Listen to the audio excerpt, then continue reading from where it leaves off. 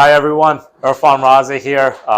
Continuing on my tour of Philadelphia with high-end builders, investors. Right here I got Robin. Robin, what have known each other for what, 5 years now? Yeah, 5 long years. So wanted to kind of get your story, get feedback on where you come from and where you're going. So I think initially when I met you, you became an agent. You were at Toll Brothers for a little bit of time.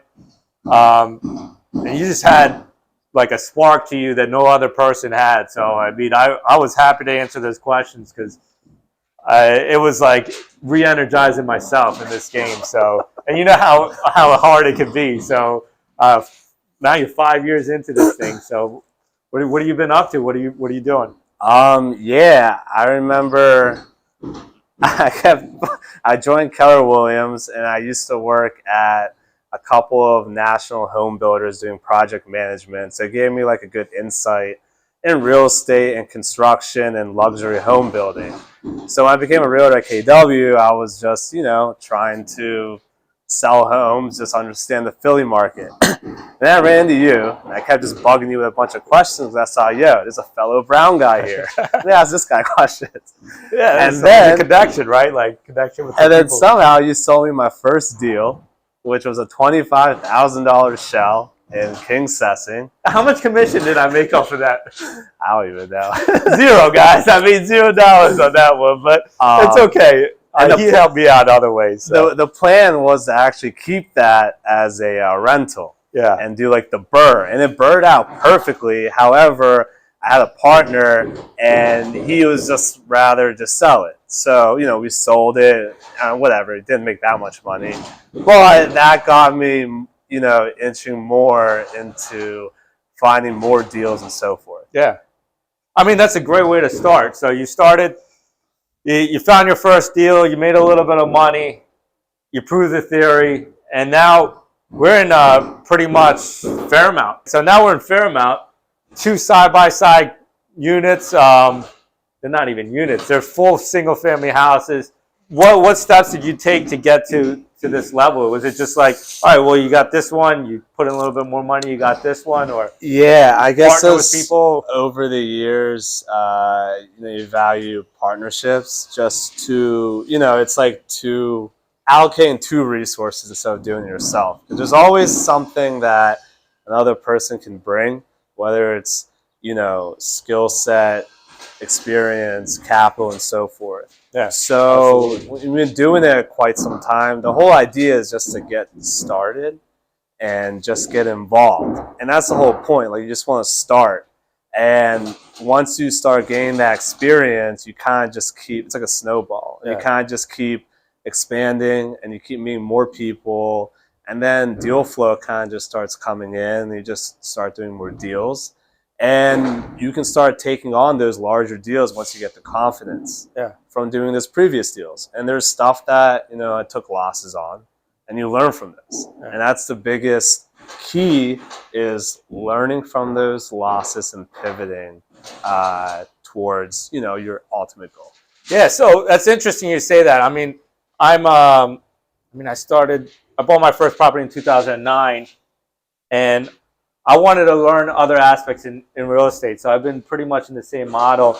I put a little bit of money here, a little bit of money there.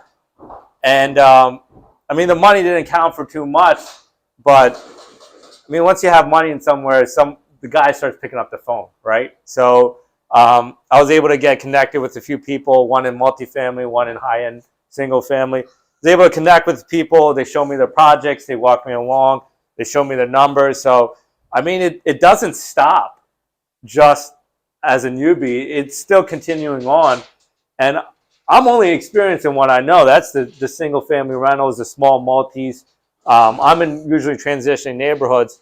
Now I got my foot in the door in a large multi-family project in Grace Ferry. I got my foot in the door some high luxury areas too. But yeah, that's what I did. And that got me to experience and see other parts of real estate. So I don't disagree with that one bit. But I want to go back to future plans. What do you think future plans? Are you trying to take over Philly? trying to take over the single family market here, or? Obviously the goal is just to have rentals, right? And my philosophy is in any market, someone's making money. So I know like everyone's talking about these interest rates and so forth. And my whole philosophy is, look, if someone, like, what am I supposed to do? I just can't stop doing real estate and just give up, right? Like, I think that's how everybody feels. Some of these deals don't pan out, but I feel like you just have to keep looking. And even if the deal doesn't 100% napkin out, I feel like just betting on the market conditions and interest rates dropping just a little bit, like you're gonna be glad you made that purchase now. Then like 6 years later, you're gonna be like, shit. It's almost too late. It's almost too late when the interest rates drop. Exactly. Because everybody's already gonna make the play. So I don't disagree with you there one bit. I heard you say betting on interest rates. I wouldn't agree based on knowing what I know about. I think everything is more of a nothing really relates to luck, right? It's more operating a business and operating the best business you can, and you get your ups and downs in between that. So, yeah. So like, well, my philosophy is, look, like, I feel like they're gonna come down a tad. Yeah, I feel like at some point in the next 5 years, I personally believe they'll be in the normal 4.5, 5.5. No, I'm putting in my spreadsheet still 5.5, Yeah, 6, like for like 2 to 5 years out. yeah, And I'm cool with that. It still works, and you're building equity. And I feel like if you're buying deals and you're putting equity into it, you know, you have a higher chance of staying afloat than somebody that buys a turnkey. For turnkey, I get it. It's a little more nerve-wracking because you're not really adding value. You're just buying it. yeah. For us who do either new construction and or value add, you got that sweat equity in there as well. Yeah, and not only do you have the building, you have the acquisition. You're buying discounted acquisition building, and then you're pretty much brokering your own financing. You're finding your own financing. You're doing all the work, so you're pretty much up and down, vertically integrated. So I would also say during COVID, everybody got gun shy. And I was the only one saying, I'm going to buy. Yeah. And I put together a lot of units during that time. I made decent money during that time. I'm taking a little bit of the opposite approach now because I'm looking at my numbers. I don't love those numbers right now, and I'm taking a step back. But I'm trying to identify where I want to put my efforts into right now. So I don't disagree with you one bit. I think there's always a pivot. There's always a play. And just finding that play.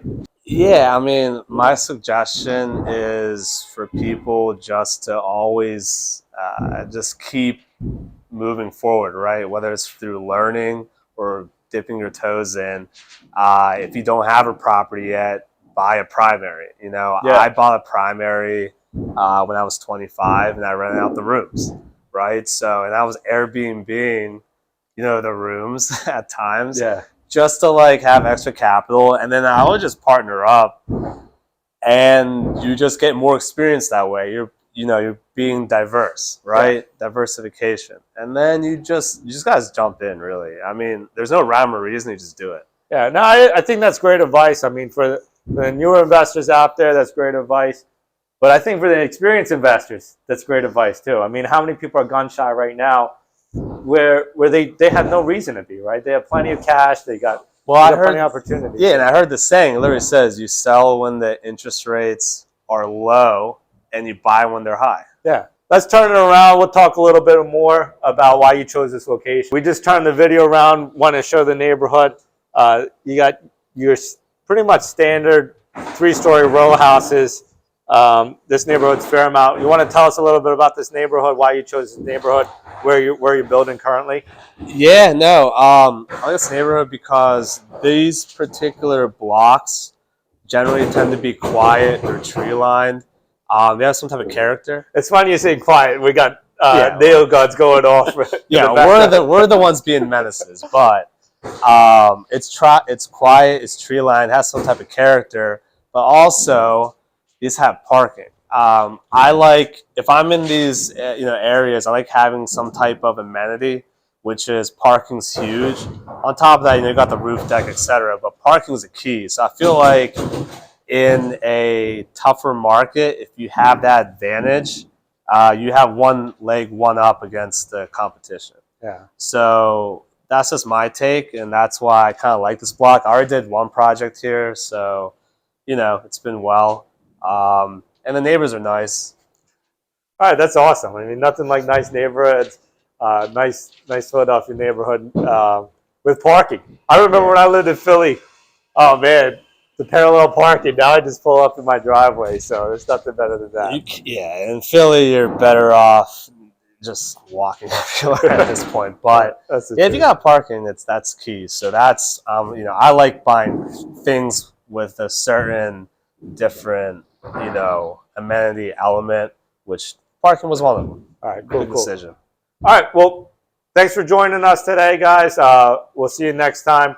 Rob, where can we reach out? Like, what's your handles? Instagram is Philly_real estate_Rob. Also, agent with the Jim Roche team, Jim Roche Real Estate, and KW. Right. All right, cool. So, feel free to reach out to Rob. Feel free to reach out to me to get the connection. Signing off. Thanks, guys.